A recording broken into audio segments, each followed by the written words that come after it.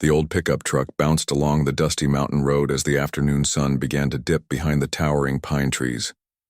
Mike gripped the steering wheel tighter as another pothole sent a jolt through the vehicle. His wife, Lisa, looked up from the map spread across her lap and pointed ahead. "There it is," she said, relief evident in her voice. "Site number 12. Their teenage son, Jake, peered out from the back seat, where camping gear was packed around him like a fortress. "Finally! I thought we were going to drive in circles forever." Mike chuckled as he pulled the truck into what appeared to be a small clearing surrounded by massive evergreens. The family had been planning this camping trip for months. Work had been stressful, and they all needed to get away from the city noise and reconnect with nature. This remote spot in the Colorado mountains seemed perfect for a long weekend of hiking, fishing, and just enjoying each other's company. As Mike turned off the engine, an unexpected silence settled over them. Usually, arriving at a campsite meant hearing other families setting up tents or the distant sound of laughter around a fire. But this place felt different. It felt empty, almost abandoned. "Weird," Jake muttered, stepping out and stretching his arms above his head. "I don't see anyone else around." Lisa climbed out of the passenger seat and looked around the clearing. Something wasn't right. Near the center of the campsite, she could see the remains of a fire pit, but the ashes looked old and scattered. There were also some pieces of what looked like a tarp or tent material caught on nearby branches fluttering in the mountain breeze. "Someone was definitely here before us," she said, walking closer to investigate. "But it looks like they left in a hurry." Mike joined her by the cold fire pit, kicking at the gray ashes with his boot. Mixed in with the burned wood were some tin cans and what appeared to be the remains of a camping chair, its metal frame twisted and partially melted. "This is strange," he said, scratching his beard. "Looks like whoever was here had a pretty rough time of it." Jake had wandered over to examine the torn fabric hanging from the trees. As he reached up to touch it, a sound made him freeze. It was faint, almost like the wind, but there was something distinctly different about it. Something alive. "Did you guys hear that?" he whispered, not wanting to scare away whatever had made the noise. Mike and Lisa stopped their investigation of the fire pit and listened carefully. For a moment there was nothing but the gentle rustle of pine needles in the breeze. Then they heard it too, a soft, pitiful whimpering coming from somewhere behind a cluster of large granite boulders on the far side of the clearing. "That sounds like..." Lisa started but didn't finish her sentence. They all knew what it sounded like.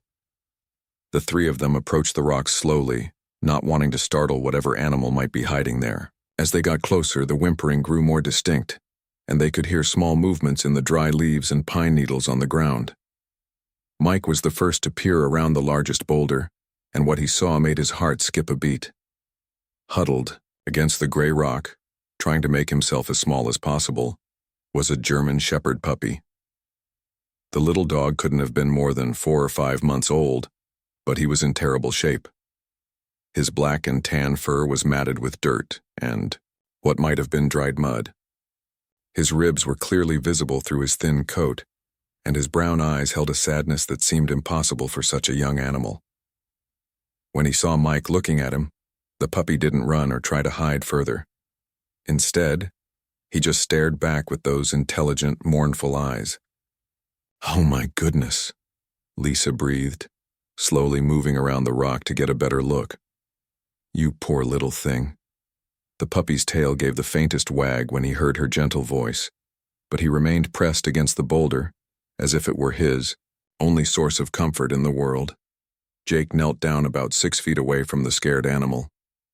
"How long do you think he's been out here alone?" Mike shook his head, taking in the puppy's condition. "Hard to say, but he's definitely been here for a while. Look how thin he is." Lisa was already digging through their supplies, pulling out some of the lunch meat they'd brought for sandwiches. She tore off small pieces and held them out toward the puppy, making soft clicking sounds with her tongue. "Come on, sweetheart," she cooed. "We're not going to hurt you." The puppy's nose twitched as the smell of food reached him. His hunger was obviously stronger than his fear, because he slowly began to crawl forward on his belly, never taking his eyes off the 3 humans watching him. When he finally reached Lisa's outstretched hand, he practically inhaled the pieces of turkey, barely chewing before swallowing. She gave him more piece by piece until he had eaten nearly half their lunch meat supply. "He's absolutely starving," she said, her voice thick with emotion. "This poor baby has been out here fending for himself." As the puppy ate, Mike noticed something odd about his behavior. Every few seconds, the little dog would stop eating and turn his head back toward the abandoned campsite, as if he were looking for someone. Then he would return to the food, eat a few more pieces, and look back again. "It's like he's waiting for someone," Mike observed. Jake had moved closer during the feeding and was now gently stroking the puppy's head. The little dog leaned into the touch, clearly desperate for affection, but his eyes kept darting back to that cold fire pit. "What do you think happened here?" Jake asked. "I mean, who would just leave a puppy like this?" Before anyone could answer, they heard the distant rumble of an engine. Another vehicle was coming up the mountain road. Within minutes, a forest service truck appeared at the edge of their campsite, and a ranger in his 50s climbed out. "Afternoon, folks," the ranger called out, adjusting his hat as he walked over. "I'm Ranger Peterson. We've had some reports of campers in distress in this area. Everything okay here?" Mike stood up, still keeping one eye on the puppy, who had retreated slightly at the sight of the stranger. "We just arrived about an hour ago, but we found this little guy hiding behind those rocks. Looks like he's been abandoned." The ranger's expression grew somber as he looked at the puppy and then at the remains of the campsite. "That explains a lot," he said quietly. "We've been looking for an elderly gentleman who was camping in this exact spot about a week ago. Frank Mueller, 73 years old, Vietnam veteran. He had a young German shepherd with him." Lisa felt her heart sink. "What happened to him?" "We had a pretty severe storm blow through here 5 days ago," Peterson explained. "Lots of wind, heavy rain, some hail. When our patrol came through afterward to check on campers, we found this site pretty much destroyed, but no sign of the man or his dog. We've been searching ever since." The puppy had crept closer again during their conversation, drawn by the smell of more food in their supplies. But as Ranger Peterson spoke about the storm, the little dog began to whine softly, as if he understood every word. "So this is Frank's dog?" Jake asked, reaching out to pet the puppy again. "Has to be." Peterson nodded. "Frank told us when he registered for his camping permit that the dog's name was Scout. He'd just adopted him from a shelter down in Denver a few months back." As if responding to his name, the puppy's ears perked up slightly, and his tail gave another small wag. Lisa looked at the abandoned campsite with new understanding. "He's been waiting here for Frank to come back." The ranger sighed deeply. "We've covered probably 50 square miles looking for Frank, brought in search and rescue dogs, helicopter flyovers, the works. But this terrain is brutal, especially after a storm like that. There are ravines and cliff faces everywhere." Mike felt a knot forming in his stomach. "So you think—" "I think Frank is probably still out there somewhere," Peterson said carefully. "Whether he's—" He glanced at Jake and chose his words carefully. "Well, we just don't know yet."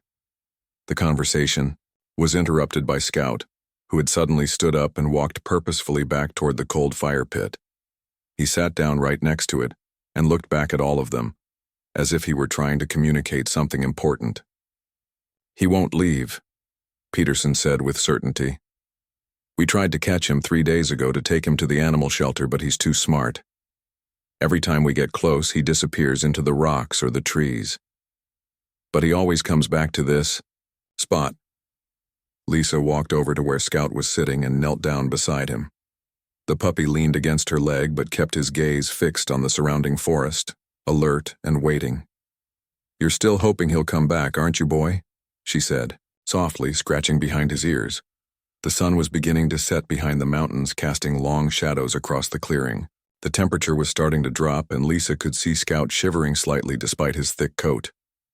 "We can't just leave him here," she said, looking at her husband and son.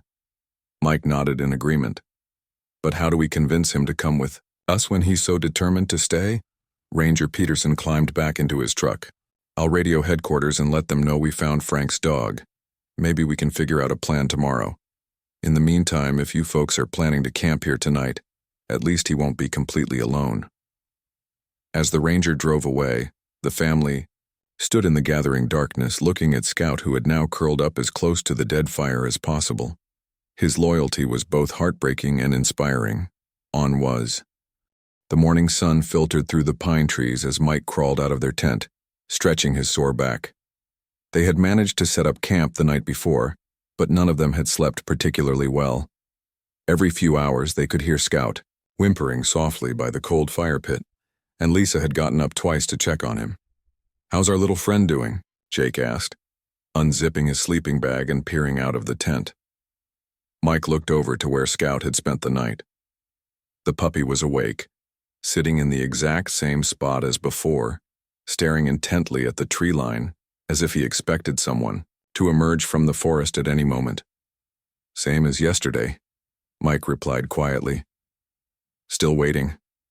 Lisa had already started making coffee on their camp stove, and the smell seemed to catch Scout's attention. His nose twitched, and he looked over at them hopefully. She had saved some bacon from their breakfast supplies and walked over to him slowly. "Good morning, sweetheart," she said softly, offering him the strips of meat. "Did you get any sleep at all?" Scout ate the bacon gratefully, his tail wagging slightly, but as soon as he finished, he returned his attention to watching the woods. It was like he was on guard duty, protecting the campsite in case his missing owner returned. Jake joined his mother beside the puppy. "Mom, we can't just leave him here when we go home tomorrow. He'll starve." "I know, honey," Lisa said, her heart breaking as she looked at the loyal little dog. "But look at him. He's so determined to stay in this exact spot. How do we make him understand that Frank might not be coming back?" Mike had been thinking about this problem all night. Maybe we should try to lead him to the truck gradually. Get him used to the idea of leaving this area. They decided to test this theory after breakfast. Lisa used some of their remaining lunch meat to create a trail leading away from the fire pit toward their vehicle. Scout followed the food eagerly, but as soon as he realized they were trying to lead him away from the campsite, his entire demeanor changed. The puppy planted his feet firmly on the ground and refused to take another step. When Mike gently tried to pick him up, Scout began to whine in the most heartbreaking way, squirming desperately to get back to his post by the dead fire. Okay, Mike said, setting him down immediately. "We're not going to force you." Scout ran straight back to the fire pit and sat down, panting heavily from the stress of being moved even those few yards. He looked back at the family with what could only be described as betrayal in his brown eyes. "He doesn't trust us anymore," Jake observed sadly. "He thinks we're trying to trick him." Lisa sat down on the ground near Scout, careful not to get too close. "We're not the enemy, little guy. We just want to help you." About an hour later, they heard another vehicle approaching. This time it was a different Forest Service truck and two people got out. One was Ranger Peterson from the day before, and the other was a woman in her 40s wearing a veterinarian's jacket. "Morning, folks," Peterson called out. "This is Dr. Amanda Chen from the Animal Rescue Service in town. We thought she might be able to help with the situation." Dr. Chen approached Scout with practiced ease, moving slowly and speaking in a calm, soothing voice. She had brought some special dog treats and a slip leash, clearly planning to capture the puppy and take him to safety. "Hey there, beautiful boy," she said, extending her hand for Scout to sniff. "You've been through a lot, haven't you?" Scout seemed interested in the veterinarian at first, especially when she offered him the treats. But as soon as she tried to slip the leash around his neck, the same thing happened. The puppy backed away quickly and returned to his vigil by the fire. "Pit, this is remarkable," Dr. Chen said, shaking her head in amazement. "I've been working with animals for 15 years, and I've never seen loyalty like this in such a young dog." Ranger Peterson pulled out a folder from his truck. "I brought Frank's camping registration information. Thought you folks might want to know more about the man this dog is waiting for." He spread out some papers on their picnic table, and the family gathered around to read. Frank Muller had been living a nomadic lifestyle for the past year, traveling from campsite to campsite across Colorado and Wyoming. His emergency contact was listed as his deceased wife, Helen, which explained why no family members had come looking for him. Says here he adopted Scout from the Denver Animal Shelter about 6 months ago, Dr. Chen read aloud. The dog was found as a stray, probably dumped by someone who couldn't handle a German Shepherd puppy. Lisa felt her throat tighten. So Scout was abandoned once before, and now he's been abandoned again. No wonder he won't leave this spot. But Frank didn't abandon him on purpose, Jake protested. Something happened to him during that storm. Ranger Peterson nodded grimly. We expanded our search area yesterday, found some of Frank's gear about 2 miles east of here near a steep ravine. His backpack, some clothes, but still no sign of the man himself.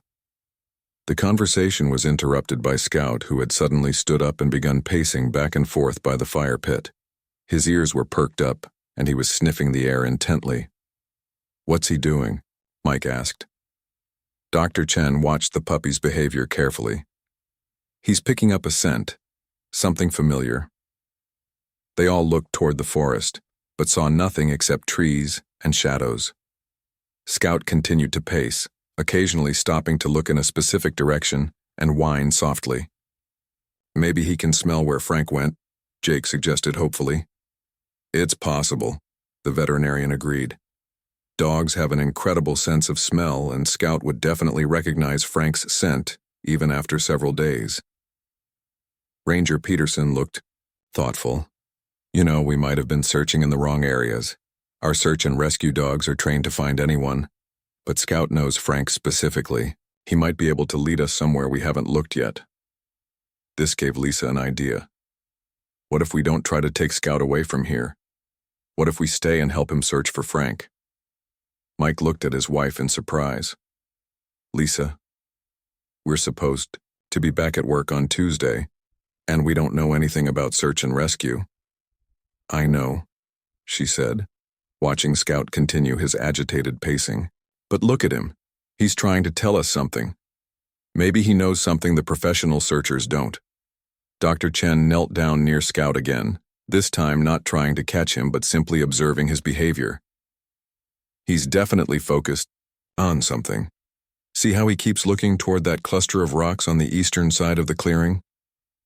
They all followed her gaze.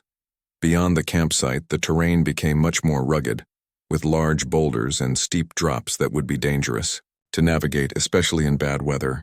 That area was marked as too hazardous for our ground teams, Peterson admitted.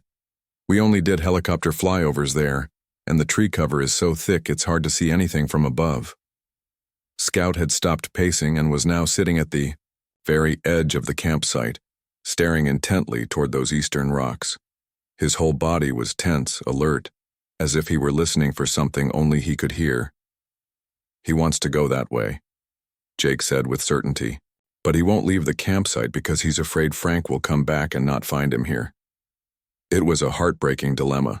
Scout's instincts were telling him to search for his missing owner, but his loyalty was keeping him anchored to the last place they had been together. Lisa made a decision that surprised everyone, including herself. We're staying another night. Honey, we can't afford to miss more work. Mike started to protest. This isn't about us anymore, she said firmly. This puppy has been alone out here for almost a week, waiting for someone who might never come back. The least we can do is spend one more day trying to help him find some answers. Dr. Chen smiled approvingly. I think that's a wonderful idea, and I'd like to stay too, if you don't mind. I've cleared my schedule for the day anyway. Ranger Peterson looked less certain. I appreciate what you folks are trying to do, but searching that eastern area is genuinely dangerous. We're talking about loose rock, hidden crevices, and drops that could seriously injure someone. Then we'll be extra careful, Lisa said. But we can't just give up on Frank, and we can't abandon Scout either. As if he understood the conversation, Scout stood up and walked over to Lisa. For the first time since they'd found him, he pressed his small body against her leg and looked up at her with something that might have been hope in his eyes. I think he's asking for help, she said softly, reaching down to stroke his head. The afternoon was spent planning their approach. They would search the eastern area in pairs, always staying within shouting distance of each other, and they would take Scout with them to see if his nose could lead them to any clues the professional search teams had missed. As the sun began to set on their second day at the campsite, Scout seemed more restless than ever. He would walk to the edge of the clearing, look toward the eastern rocks, then return to the fire pit as if torn between his desire to search and his need to maintain his vigil. "Tomorrow," Lisa promised him, kneeling down beside the anxious puppy. "Tomorrow we'll help you look for Frank." Scout seemed to understand. For the first time since they'd found him, he curled up close to their tent instead of by the cold fire pit. It was a small sign of trust, but it felt like a breakthrough. As the family settled in for their second night in the mountains, they could hear Scout's soft breathing nearby. The third morning at the campsite started differently than the others. Scout was awake before dawn, pacing restlessly around the cold fire pit. His behavior had changed overnight. Instead of just sitting and waiting, he seemed anxious to move, to do something. Lisa was the first to notice as she stepped out of the tent. "You're ready to search today, aren't you, boy?" Scout looked at her with those intelligent brown eyes and gave a soft whine, then trotted to the eastern edge of the campsite. He stopped there and looked back, as if asking why they weren't following him yet. Mike emerged from the tent, yawning and stretching. "Looks like our search partner is eager to get started." Dr. Chen had stayed overnight in her own small camping setup, and she was already awake, checking her backpack full of medical supplies. "I've been thinking about this all night," she said. "Scout's behavior yesterday was very specific. He wasn't just randomly agitated. He was focused on that eastern area for a reason." Ranger Peterson arrived just as they were finishing breakfast, bringing with him additional safety equipment and a detailed topographical map of the surrounding area. "I've marked the spots where we found Frank's belongings," he said, spreading the map on their picnic table. His backpack was here about 2 miles northeast. Some clothing items were scattered along this ridge, but we haven't been able to search this section here because of the terrain. He pointed to an area on the map that looked like a maze of rocky outcroppings and steep drops. "There's an old mining trail that runs through there, but it's been abandoned for decades. The path is crumbling in places, and there are several deep ravines that aren't marked on any current maps." Jake studied the map carefully. "So Frank could have tried to take shelter in that area during the storm?" "It's possible," Peterson nodded. "An experienced outdoorsman like Frank would know to seek higher ground during heavy rain, but if he was injured or disoriented, he might have gotten trapped somewhere in those rocks." Scout had been sitting quietly during their discussion, but as soon as Peterson mentioned the rocky area, the puppy's ears perked up and he began to whine softly. "He recognizes something about what we're saying," Lisa observed, "or maybe he can still pick up Frank's scent from that direction." They decided to split into 2 teams for safety. Mike and Jake would take one route, following the marked trail where Frank's belongings had been found. Lisa and Dr. Chen would take Scout and explore the more dangerous rocky area, since the puppy seemed most drawn to that direction. "Stay within radio contact at all times," Peterson instructed, handing them each a 2-way radio. "If anyone gets into trouble, call immediately. These mountains don't forgive mistakes." As they prepared to leave the campsite, Scout did something unexpected. He ran back to the cold fire pit one last time, sniffed around the ashes, and then picked up a small piece of charred wood in his mouth. "What's he doing?" Jake asked. Dr. Chen watched the puppy's behavior with professional interest. "He's taking something that smells like Frank with him. It's like a security blanket, but it might also help him track the scent if we get close." The eastern terrain was even more challenging than they had expected. What had looked like a gentle slope from the campsite turned out to be a series of rocky ledges and narrow passages between massive boulders. Scout led the way with confidence, occasionally stopping to sniff the air or examine a particular spot on the ground. "He definitely knows this area," Lisa panted as they climbed over yet another rock formation.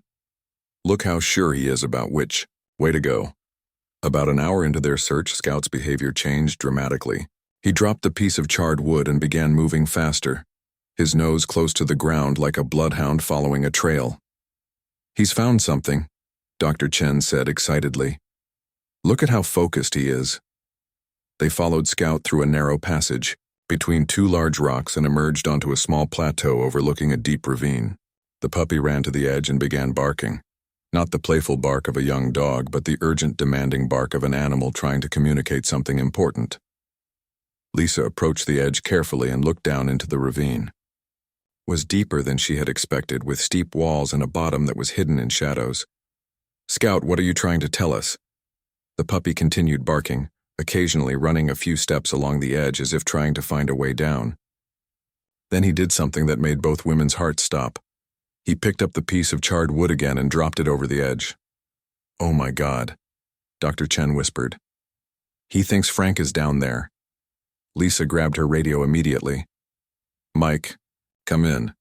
We need you and Jake at our location right away." "What's wrong?" Mike's voice crackled through the static. "Scout found something. We're at the big ravine about a mile east of camp. Bring rope if you have any."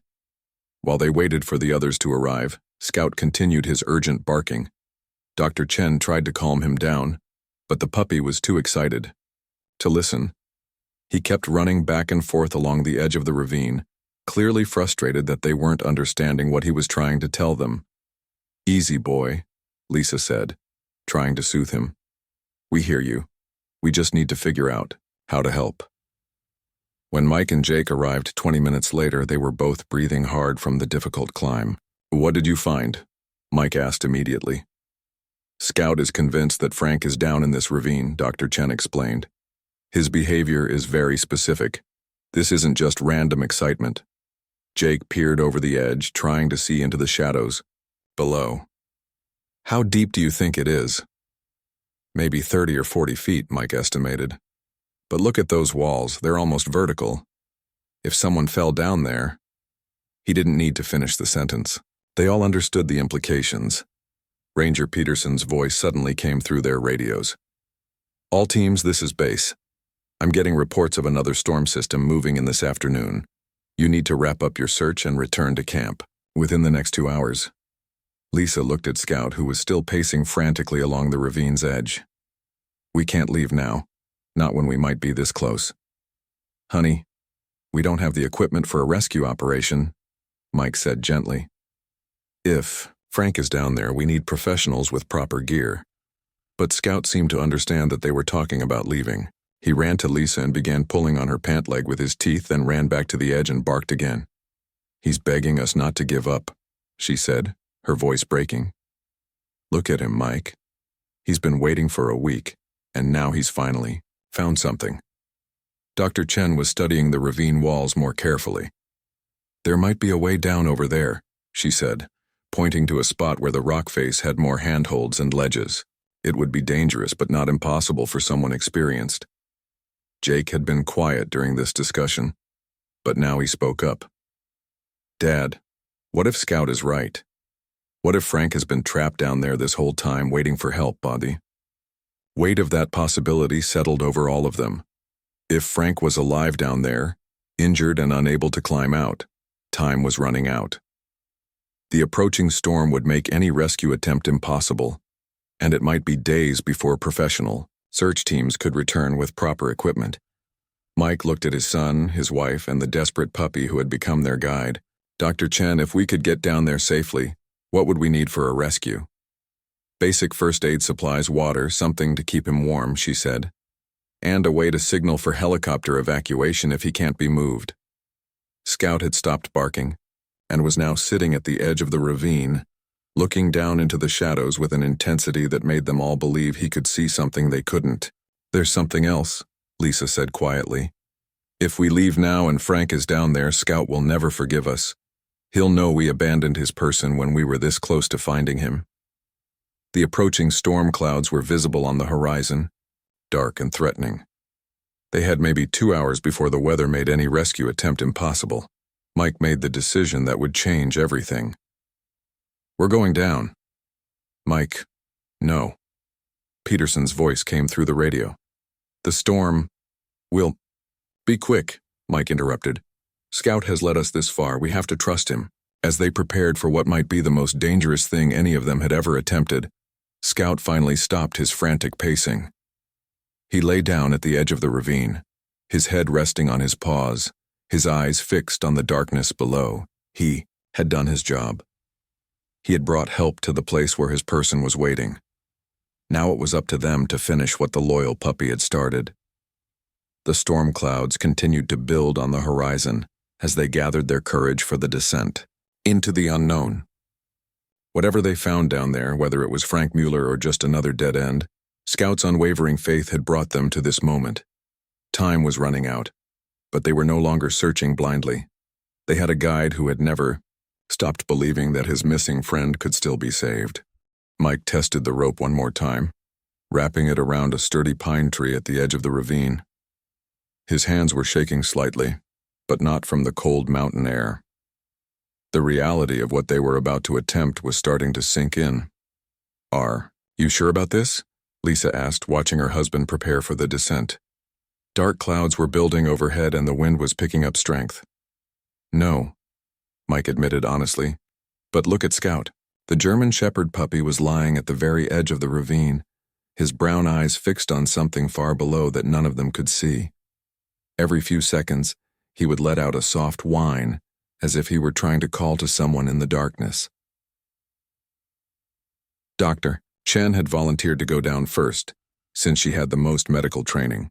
"If Frank is injured, he's going to need immediate attention," she explained, checking her backpack full of supplies one last time. Jake held the rope steady as the veterinarian began her careful descent down the rocky wall. "Be careful, Dr. Chen. Those rocks look loose." "I'm okay," her voice echoed up from about 15 feet down. "There's actually more handholds than I expected. Someone definitely came this way recently. I can see scrape marks on the rocks." Scout's excitement grew as Dr. Chen disappeared deeper into the ravine. He began to pace back and forth, occasionally letting out small barks that seemed to echo off the canyon walls. "He knows she's getting close to something," Lisa observed, kneeling beside the anxious puppy. "Look how focused he is." 25 feet down, Dr. Chen's voice suddenly changed. "Oh my goodness, I can see him." "Is he alive?" Mike called down, urgently. There was a long pause that felt like an eternity. Scout stopped pacing and sat perfectly still, as if he were holding his breath. "He's breathing!" Dr. Chen's voice came back up, filled with relief and excitement. "Frank! Frank, can you hear me?" From deep in the ravine came a sound that made everyone's heart skip, a weak but unmistakable human voice. "Scout? Is that my Scout up there?" Scout went absolutely wild. He began barking joyfully, running back and forth along the edge, his tail wagging so hard his entire body was shaking. It was the first time any of them had seen the puppy truly happy. "Yes, Frank," Dr. Chen called back. "Scout is here. He led us to you. My good boy." Frank's voice drifted up from the shadows, stronger now. I knew he wouldn't give up on me." Lisa felt tears streaming down her face as she listened to the reunion between the man and his dog, even though they were still separated by 40 feet of rocky canyon walls. Mike was already preparing to go down next with additional supplies. "How bad is he hurt?" he called to Dr. Chen. "His left leg is definitely broken and he's severely dehydrated," she responded. "But he's conscious and alert. Frank, how long have you been down here?" "Lost count," Frank replied weakly. "The storm. I was trying to find higher ground when the rain started. Slipped on these wet rocks and fell. Been calling for Scout ever since." Jake grabbed the radio and contacted Ranger Peterson. "We found him. Frank is alive, but he's injured and trapped at the bottom of the eastern ravine. We need helicopter. Evacuation immediately." Peterson's response was immediate but concerning. "Copy that. But the storm front is moving faster than predicted. We might only have 30 minutes before conditions become too dangerous for aircraft." The urgency of the situation hit them all at once. 30 minutes to stabilize Frank and get him ready for evacuation from one of the most remote and dangerous locations in the mountains. Mike rappelled down quickly, carrying water and emergency blankets. When he reached the bottom, he found Dr. Chen already working on Frank, checking his vital signs and trying to make him more comfortable. Frank Mueller looked exactly like what you'd expect from a 73-year-old man who had survived 6 days alone in a rocky canyon. His clothes were torn, his face was sunburned and scratched, and his left leg was clearly broken. But his eyes were bright and alert, and he kept looking up toward the top of the ravine where Scout's barking echoed down. "That dog," Frank said with a weak smile, "never did learn when to quit." "Good thing, too," Mike replied, offering Frank small sips of water. "He's been waiting at your campsite for almost a week, refusing to leave. We found him there 2 days ago." Frank's eyes filled with tears. "He stayed? Even after I disappeared?" "Not just stayed," Dr. Chen said as she worked on splinting his leg with supplies from her medical kit. "He led us here. We never would have found you without him." Above them, Scout had calmed down slightly but was still pacing anxiously. Lisa tried to soothe him while Jake maintained radio contact with the approaching helicopter. "ETA 5 minutes," Jake called down. "But the pilot says the wind is getting really bad up here." Frank struggled to sit up straighter. "You have to get Scout away from the edge when that helicopter comes. The noise and wind will scare him. He might fall." Even injured and trapped, Frank's first concern was for his dog's safety. It was clear why Scout had such devotion to this man.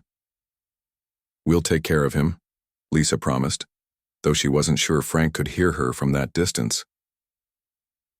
The sound of helicopter blades became audible in the distance, growing louder by the second. Scout's ears perked up at the unfamiliar noise, and he began to look around nervously. "Here it comes," Mike called up to his family. "Get Scout back from the edge." But Scout had different plans. As the helicopter appeared over the ravine, creating a tremendous downdraft of wind and noise, the puppy did something that terrified everyone watching. He began trying to climb down the rocky wall toward Frank. "Scout, no!" Lisa screamed, but the puppy was determined to reach his person. Jake didn't hesitate. He grabbed the rope and began his own descent, moving as quickly as he dared to intercept Scout before the puppy fell. "I've got him," he called, managing to scoop Scout up just as the young dog lost his footing on the loose rocks. The helicopter hovered overhead, and a rescue harness was lowered into the ravine. Dr. Chen helped Frank into the harness, carefully protecting his injured leg. "What about Scout?" Frank called out desperately as they prepared to lift him up. "I can't leave without Scout." "We're all going home together," Mike assured him. "Scout isn't being left behind again." As Frank was lifted slowly up toward the helicopter, Scout struggled frantically in Jake's arms, whining and trying to follow his person into the sky. The reunion he had worked so hard to achieve was being interrupted again. "It's okay, boy," Jake said, holding the puppy securely. "We're going to be right behind him." The helicopter crew worked with incredible efficiency. Frank was loaded aboard. Within minutes, and the aircraft began to lift away from the ravine, just as the first drops of rain started to fall. But as the helicopter disappeared over the mountain peaks, Scout's distress became heartbreaking. He had finally found Frank, only to watch him disappear again. The puppy's cries echoed through the canyon as Jake carried him back up to the surface. Lisa immediately took Scout from her son and held him close. "Shh, it's okay. We're going to see Frank again. I promise." Dr. Chen was the last to climb out of the ravine, and by the time they were all safely at the top, the storm was beginning in earnest. Rain started falling steadily, and the wind was picking up strength. "The hospital is in Denver," Dr. Chen explained as they hurried back toward their campsite through the increasing rain. "That's where they'll take Frank. It's about a 3-hour drive from here." Scout had stopped crying but remained pressed close to Lisa as they made their way back through the rocky terrain. The puppy seemed exhausted, both physically and emotionally, from the intense morning. "We need to pack up camp, fast," Mike said, looking at the darkening sky. "This storm is going to be bad, and we need to get off this mountain." As they rushed to break down their campsite in the increasing rain, Scout did something that surprised them all. Instead of returning to his vigil by the cold fire pit, he stayed close to the family, as if he had finally accepted that his loyalty could extend beyond that one spot. "Look," Jake said softly. "He's not going back to the fire." Lisa looked down at the puppy pressed against her legs. "He knows Frank is safe now. His job here is done." The drive down the mountain was treacherous in the storm, but Scout rode calmly in the back seat, seeming to understand that they were heading toward his reunion with Frank. Every few miles he would look out the window as if searching for familiar landmarks. Think Frank will be okay? Jake asked as they navigated another sharp turn on the winding mountain road. He's tougher than he looks, Dr. Chen replied from the passenger seat. 6 days in that ravine at his age? Most people wouldn't have survived 2 days. As they finally reached the main highway and began the journey toward Denver, Scout settled down for his first real rest in over a week. But even in sleep, his ears remained alert, listening for any sound that might mean Frank was calling for him. The rescue was complete, but the real test would come at the hospital. After everything they had been through, would Scout and Frank finally get the reunion they both deserved?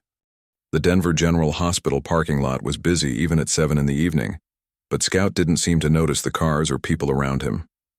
The German Shepherd puppy sat perfectly still in Lisa's arms, his nose twitching as he picked up dozens of unfamiliar scents from the medical building. "You sure they'll let him in?" Jake asked nervously, looking at the large "No Pets" sign by the hospital entrance. Dr. Chen smiled as she led them toward a side entrance. "I called ahead and explained the situation. They're making an exception for Scout. After what this little guy has been through, I think he's earned the right to see Frank." The elevator ride to the 3rd floor seemed to take forever. Scout had begun to whine softly, as if he could sense that Frank was somewhere nearby. His whole body was tense with anticipation. "Easy, boy," Mike said gently, reaching over to pet the puppy's head. "We're almost there." When the elevator doors opened, Scout's reaction was immediate. His ears shot up, his nose went into overdrive, and he began to wiggle excitedly in Lisa's arms. Even through all the hospital smells of disinfectant and medicine, he had caught a familiar scent.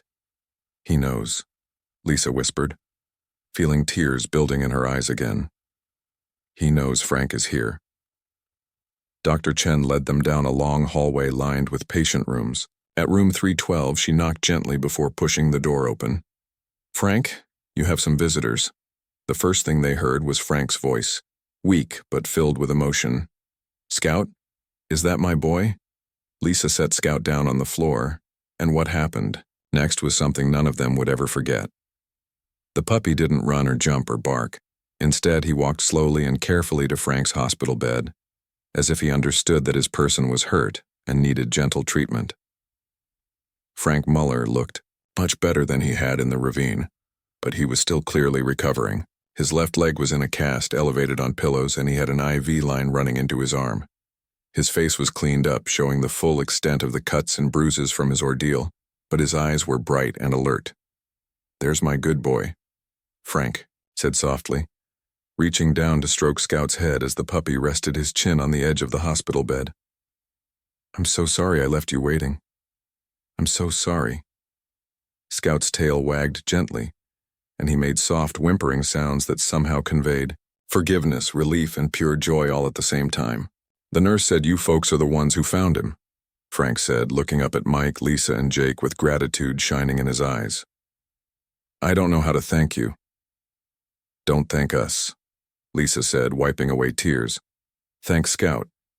He's the one who led us to you. We just followed where he wanted to go." Frank looked down at his dog with amazement. "You found them, didn't you? You brought help." He scratched behind Scout's ears in just the right spot, and the puppy's eyes closed in contentment. Dr. Chen checked Frank's chart while the reunion continued. "How are you feeling? Any pain?" "Some," Frank admitted, "but nothing compared to being separated from this little guy.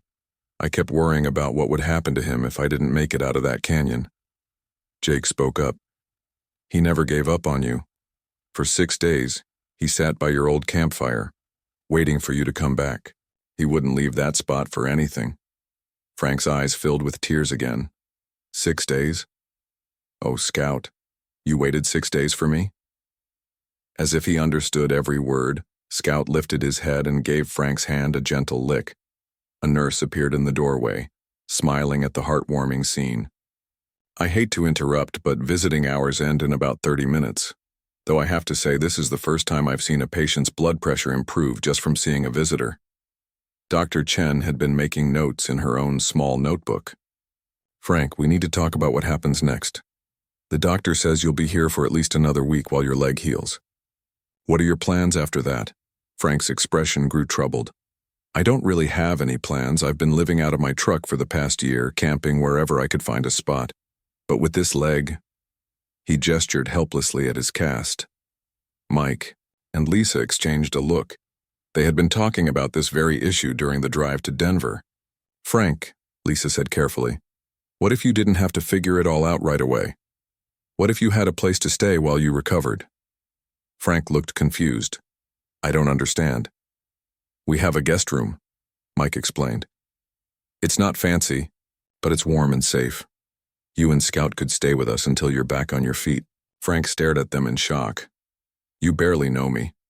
Why would you do something like that? Jake grinned. Because Scout chose us to help him find you. And Scout has pretty good judgment about people.